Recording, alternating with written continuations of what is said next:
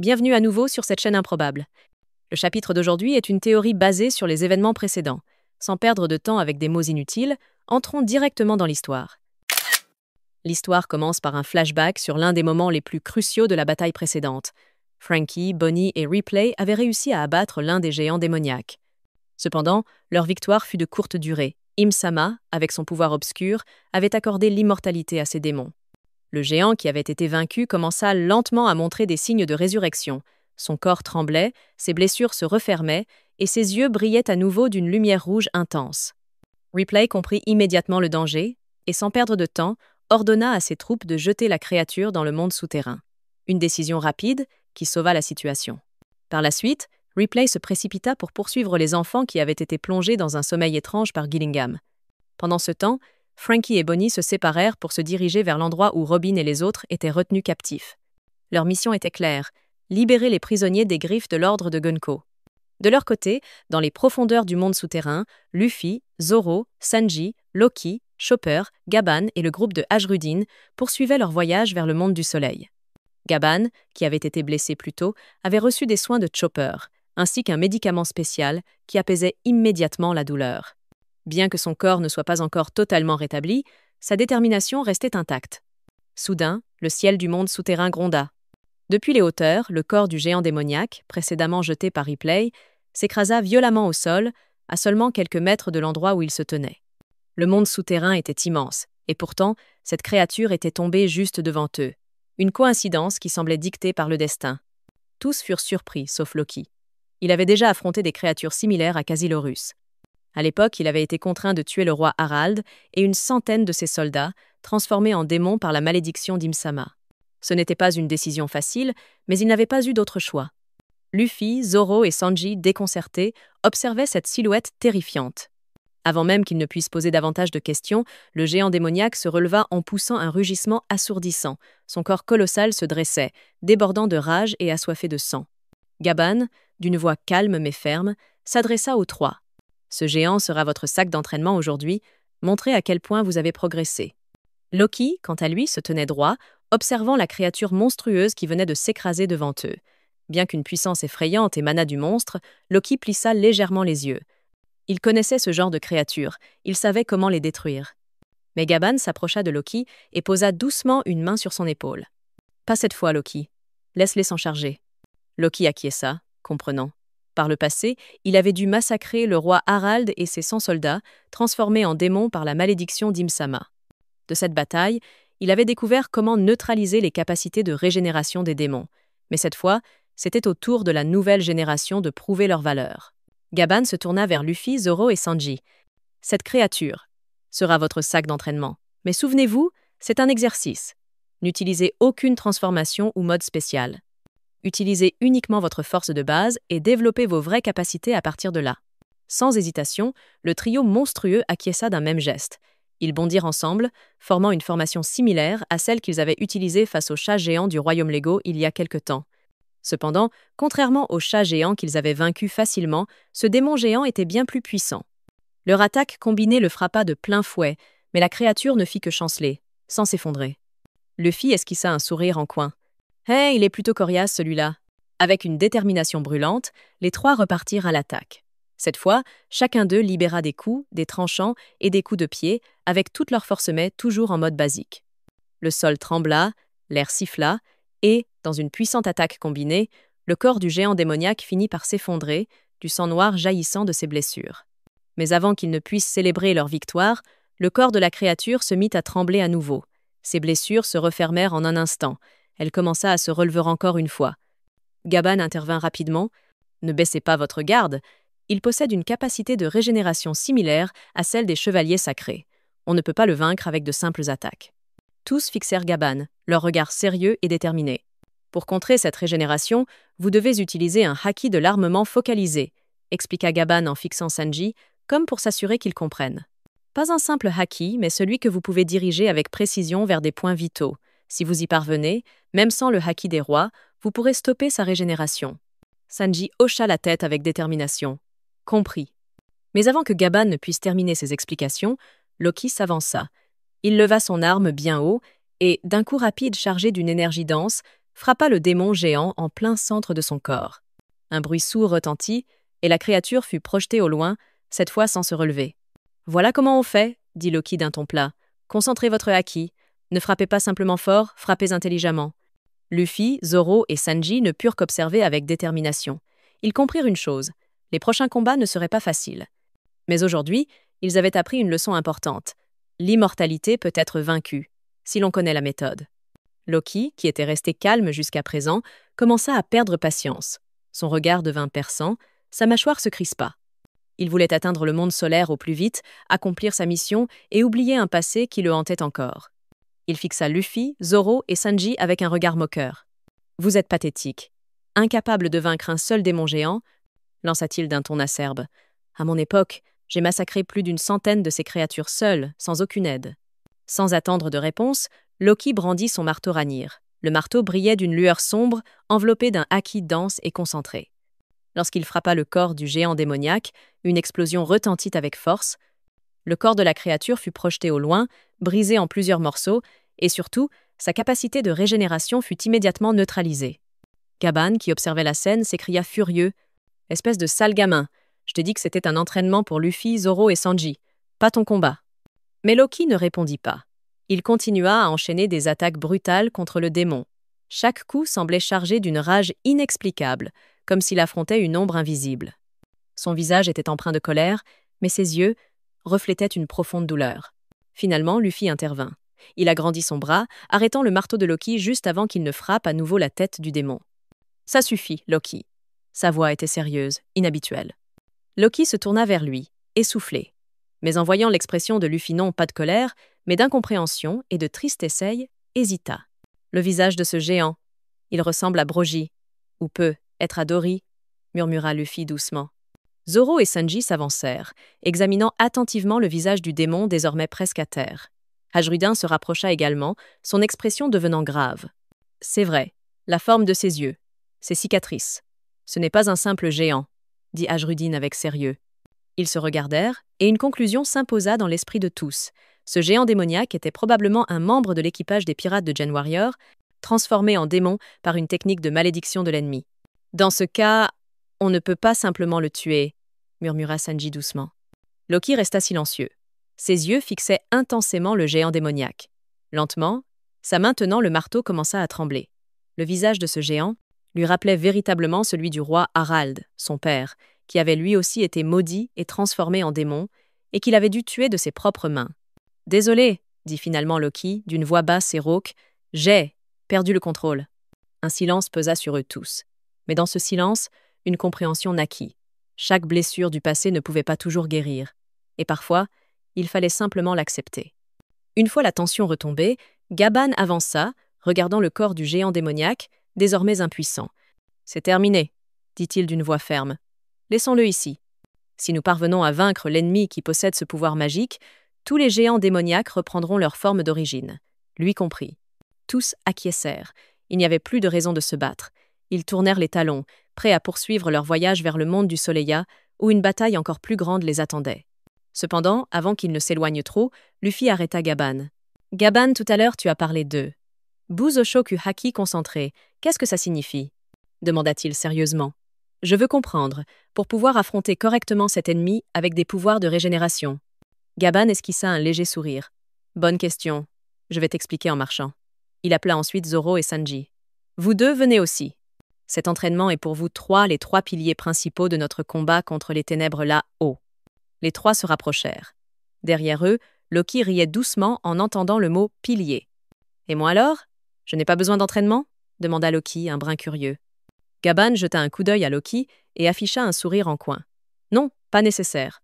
Depuis 6 ans, Loki sait neutraliser les capacités de régénération des démons. Il a même vaincu les démons les plus puissants du passé. Il n'est plus un élève. Il est une lame déjà affûtée. » En entendant cela, Loki éclata de rire. « Ah, vous voyez? Vous trois, vous êtes encore des débutants. Ne me forcez pas à intervenir à nouveau. » Gaban haussa un sourcil, puis fixa Loki avec un regard perçant. « Si tu te mêles encore de ça, Loki, je n'hésiterai pas à te soumettre avec mon Haoshoku Haki. » Loki resta silencieux un instant, puis son rire s'adoucit légèrement plus retenu. Le voyage continua. En marchant, Gaban commença à expliquer en détail le concept du Busoshoku Haki concentré. Il décrivit comment cette force ne servait pas uniquement à attaquer, mais aussi à percer les couches de défense régénérative créées par la magie maléfique. Ces explications firent comprendre à Luffy, Zoro et Sanji une chose essentielle. Une grande puissance n'a aucune valeur sans un contrôle précis. Pendant ce temps, dans le monde du soleil, Franky et Bonnie arrivèrent enfin là où Robin et les autres membres de l'équipage étaient retenus prisonniers. Grâce à l'ingéniosité de Franky et Bonnie, ils réussirent à libérer un par un les membres de l'équipage captif. « Relevez-vous, le monde a encore besoin de nous !» cria Franky en levant son poing. Une lueur d'espoir commença à éclairer le monde du soleil. La plupart des membres de l'équipage du chapeau de paille étaient désormais libres et prêts à se venger de ceux qui les avaient piégés. Au milieu de leur lutte dans le monde du soleil, une silhouette terrifiante surgit soudainement d'une brume fine. Killingham. Avec un sourire mystérieux, il s'avança vers Usopp, qui était en alerte. « Dors, petit menteur !» murmura-t-il doucement en levant la main. En un instant, Usopp sursauta puis s'effondra, endormi par la technique d'hypnose noire de Killingham. Il ne fallut pas longtemps pour que du corps endormi d'Usopp émerge une brume sombre, une brume qui se concentra et se transforma en des formes étranges et terrifiantes. Des monstres cauchemardesques. Ces créatures étaient les incarnations des peurs les plus profondes d'Usopp. Étant donné que le tireur d'élite avait accumulé tant de terreur depuis son enfance, le nombre de monstres qui apparut était tout simplement incalculable. Certains avaient une apparence effrayante, comme des géants cornus ou des araignées géantes, mais d'autres étaient ridicules et absurdes, comme un poulet coiffé d'un chapeau ou une pomme de terre vivante à 5 yeux. Nami, en voyant cette scène, ne put s'empêcher de s'énerver. « Mais qu'est-ce qui te passe par la tête, Usopp? Comment peux-tu avoir autant de peur? »« Qu'est-ce que tu faisais pendant ton enfance ?» cria-t-elle. Robin et Bonnie se placèrent rapidement à ses côtés, prêtes à se battre. Toutes trois lancèrent des attaques contre la vague incessante de monstres surgissant des cauchemars d'Usopp. De leur côté, Jinbei et Franky se jetèrent directement sur Killingham. Ils savaient que pour arrêter l'apparition des monstres, ils devaient éliminer le maître d'œuvre immédiatement. Pendant ce temps, Brook attrapa le corps endormi d'Usopp et l'emmena dans un endroit plus sûr. Il savait qu'Usopp pourrait être gravement blessé s'il restait au milieu du champ de bataille. Après l'avoir éloigné du danger, Brook commença à jouer une mélodie douce avec sa guitare. « Réveille-toi, courageux guerrier des mers », murmura-t-il, tout en utilisant une technique d'hypnose inversée unique. En un instant, Usopp ouvrit les yeux. Cependant, les monstres des cauchemars ne disparurent pas immédiatement. Brook expliqua à Usopp que, même s'il était réveillé, les monstres déjà créés ne s'effaceraient pas si facilement. Mais il y avait une bonne nouvelle. Aucun nouveau monstre n'apparaîtrait, car la source de ses peurs, son esprit endormi, était maintenant éveillé. Usopp serra fermement son arme, fixant les créatures nées de ses propres peurs. « Si vous êtes vraiment le fruit de mes peurs, alors je vais vous affronter maintenant !» cria-t-il. Usopp et Brook se joignirent immédiatement aux autres pour éliminer les monstres restants. Au milieu de ce chaos, le combat entre Jinbei, Franky et Killingham atteignit un nouveau niveau d'intensité. Killingham avait adopté une nouvelle forme, bien plus rapide et rusée. Il manipulait des illusions, transformait le champ de bataille et se déplaçait dans les airs avec une rapidité déconcertante. Mais Jinbei et Franky n'étaient pas des adversaires à sous-estimer. Avec une combinaison parfaite de force brute et de stratégie, ils commencèrent à élaborer un plan d'attaque pour mettre Killingham hors d'état de nuire. Le combat était loin d'être terminé. Mais une chose était certaine. Les cauchemars d'Usopp ne le contrôlaient plus. Il s'était relevé, prêt à se battre aux côtés de ses nakamas. La bataille entre Jinbei, Franky et Killingham devint encore plus féroce. Sans plus se retenir, ils déployèrent leurs techniques les plus puissantes. Jinbei utilisait les coups dévastateurs du karaté des hommes-poissons, tandis que Franky lançait des attaques mécaniques d'une puissance destructrice. Quelques coups atteignirent Killingham, le projetant au sol. Cependant, comme une créature immortelle insensible aux blessures, le corps de Killingham scintilla d'une lumière noire et en un instant, ses plaies se refermèrent complètement. Jinbei fixa l'ennemi avec intensité, puis déclara d'un ton pressé. « Franky, il faut trouver une ouverture. Il guérit trop vite. On ne peut pas le vaincre avec des attaques ordinaires. » Franky grinça des dents. « Moi aussi je suis perdu, mais je vais tout tenter. » Au milieu de leur discussion rapide, Jinbei et Franky déclenchèrent une attaque combinée.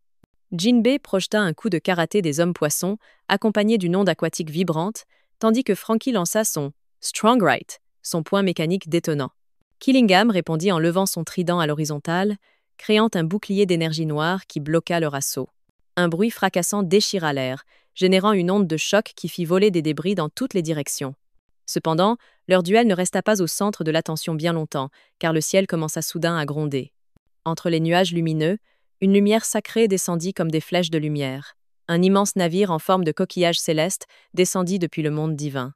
Sur son pont supérieur, un noble imposant se tenait debout, entouré de soldats d'élite vêtus de blanc et d'or. D'après les événements précédents, Ripley avait envoyé Lily pour rapporter la situation au monde céleste.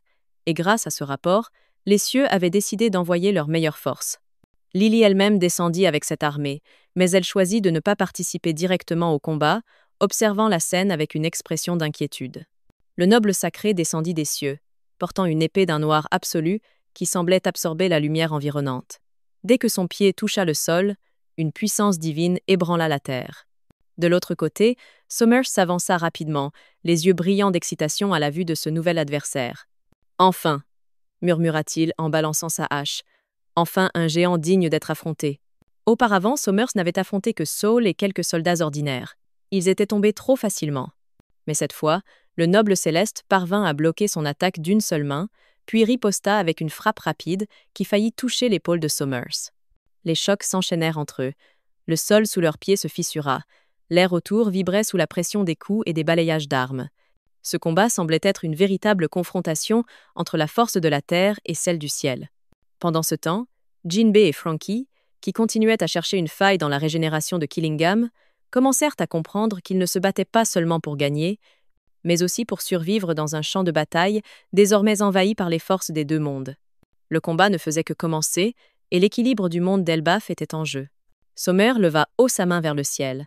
La terre trembla alors que des milliers de plantes épineuses surgissaient, poussant rapidement comme une explosion verte depuis le sol. Ces plantes s'entortillaient, s'enroulaient, et se dirigeaient vers le géant sacré du monde céleste avec l'intention de l'anéantir. Mais le noble céleste ne montra aucun signe de peur. D'un grand balayage de son épée noire, il lança une frappe qui fendit le ciel, une attaque mortelle qui, non seulement détruisit toutes les plantes épineuses en un instant, mais frappa également le corps de Somers. Le sol s'ouvrit en une longue crevasse, et la poussière envahit l'air. Somers fut projeté en arrière, mais avant que son corps ne touche le sol, ses blessures commencèrent déjà à se refermer. Régénération.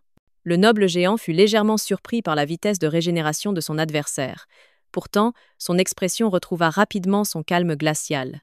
Saisissant fermement son épée, il déclara d'une voix posée, mais ferme, « Aucun pouvoir n'est parfait. Chaque capacité a une faille.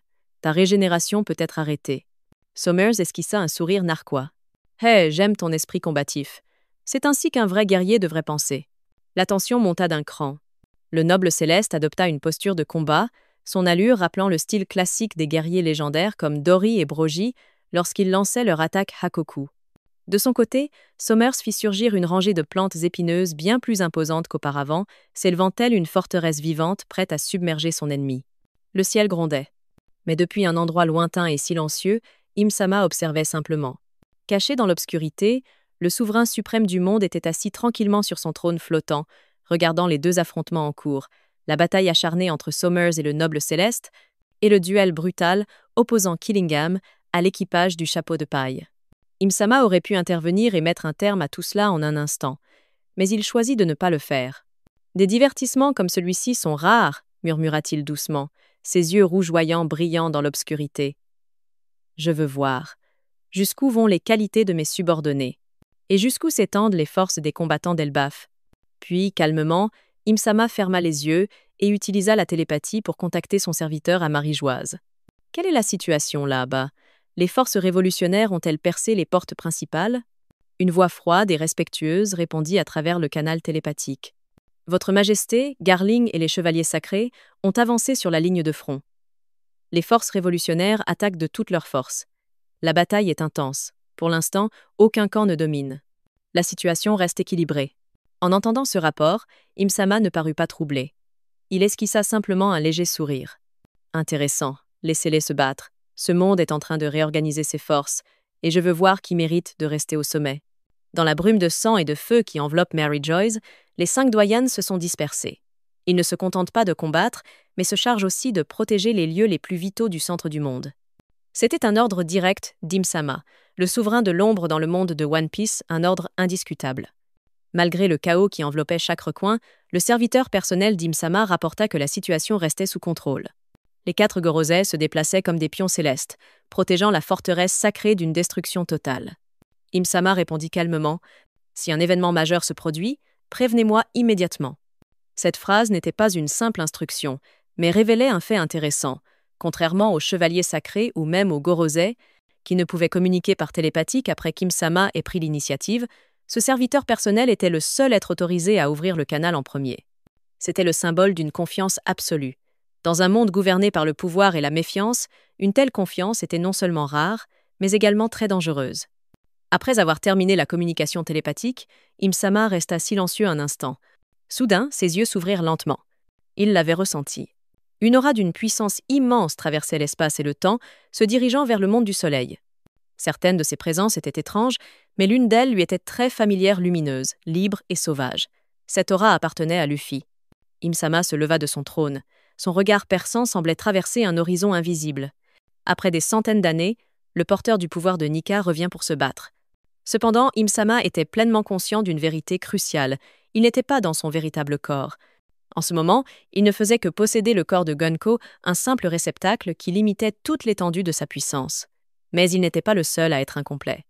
Luffy, lui aussi, n'avait pas encore pleinement maîtrisé le pouvoir de Nika. Ces 2 pôles de puissance n'étaient pas encore arrivés à leur apogée. Et pourtant, ce combat était inévitable. Ce n'était pas seulement un duel de force, mais un affrontement d'histoire, d'idéologie et de destin. Le monde de One Piece allait trembler à nouveau. Et tous les regards qu'ils viennent du ciel, de la terre ou des enfers seraient braqués sur cet affrontement. Le combat entre le dieu et l'espoir du monde allait bientôt commencer. Voilà, une petite théorie sans doute farfelue, mais amusante à imaginer. À bientôt pour une nouvelle réflexion.